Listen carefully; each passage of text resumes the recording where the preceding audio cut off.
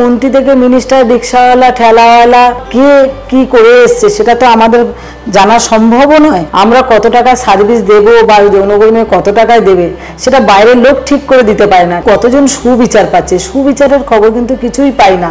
আরজি করের ঘটনায় এবার প্রতিবাদে সোনাগাছি। নির্যাতিতা সুবিচার না পেলে দুর্গা প্রতিমা গড়ার জন্য মাটি দেবেন না যৌনকর্মীরা।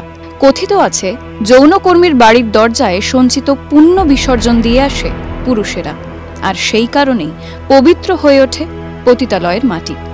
সেই মাটি দিয়েই গড়া হয় দুর্গা প্রতিমা। শাস্ত্র মেনেই যুগ যুগ ধরে চলে আসছে এই প্রথা। প্রাচীনকালে পুরোহিতরা বিশেষ মন্ত্র উচ্চারণ করে যৌনপল্লীর উঠোন থেকে মাটি নিয়ে আসতেন। কালের নিয়মে সেই রীতির বদল ঘটেছে। এখন মৃৎশিল্পীরাই যৌনপল্লী থেকে সেই মাটি সংগ্রহ করেন। আরজি করের ঘটনার পর প্রতিবাদ স্বরূপ সেই মাটি না দেওয়ার কথাই বলছেন যৌনকর্মীরা। ব্যাপারটা হচ্ছে, দেখুন, মাটি দেব না, মাটি দেওয়া না, কথা হচ্ছে আমরা সুবিচারটা চাইছি, জাস্টিস চাইছি।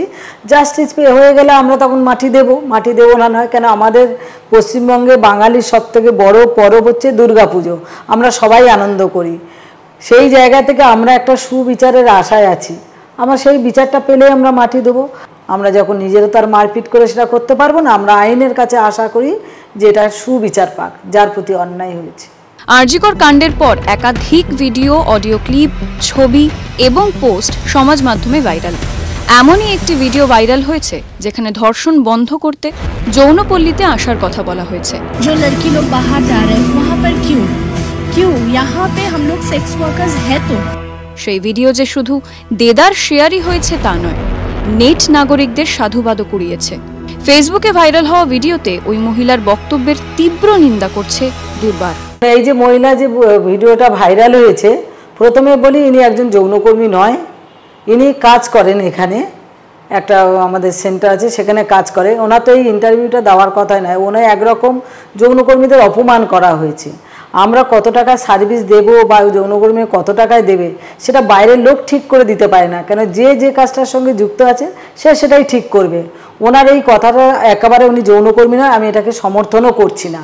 একজন কমিউনিটি মেম্বারের বা কমিউনিটিদের সেক্রেটারি হয়ে এটা আমি সমর্থন করছি না। আরজি করের ঘটনায় ধৃত সিভিক ভলেন্টিয়ারকে জিজ্ঞাসাবাদ করে সিবিআই জানতে পারে সে অপরাধ করার আগে নাকি যৌনপল্লীতে এসেছিল, জানিয়ে ইতিমধ্যেই শুরু হয়ে গিয়েছে শোরগোল। থানা থেকে ফোন আসছে দুর্বারের কাছে। তো যৌনকর্মীদের কাছে মন্ত্রী থেকে মিনিস্টার, রিক্সাওয়ালা, ঠেলাওয়ালা, সাধারণ লোক, সমস্ত ধরনের কাস্টমার আসে, কিন্তু সেই কাস্টমার কে কি করে এসছে সেটা তো আমাদের জানা সম্ভবও নয়। আমি এটা খোঁজ খবর নিয়ে দেখছিলাম যখন কথাবার্তা হচ্ছিল, তো এরকম তো কেউ কিছু জানতে পারলাম না। কলকাতার ঘটনায় উত্তাল দেশ বিশ্ব। সাধারণ জনতা থেকে সেলিব্রিটি নিজেদের মতো করে সুবিচার চাইছেন সবাই। পিছিয়ে নেই যৌনপল্লীর মেয়েরাও। সুবিচারের আশায় যৌনকর্মীদের সংগঠন দুর্বারও। প্রত্যেক দিন সোশ্যাল মিডিয়ায় বা বিভিন্নভাবে যে দেখতে পারি, আজকে ওখানে জ্বালিয়ে দেওয়া হয়েছে, কাল ওখানে মার্ডার হয়েছে, পরশুদিন রেপ হয়েছে, অনেক খবর আমরা পাই, কিন্তু সেগুলো কি কতজন সুবিচার পাচ্ছে? সুবিচারের খবর কিন্তু কিছুই পাই না। সারা ভারতবর্ষের মহিলাদের উপরে যেভাবে যেরকম অত্যাচার হচ্ছে আর কি, সেগুলো আগামী দিনে না হয়। সুবিচারের আশায় কিন্তু বসে আছি। সবাই কিন্তু সুবিচার, জাস্টিস আমি একজন মেয়ে হিসাবে বা মহিলা হিসেবে চাই।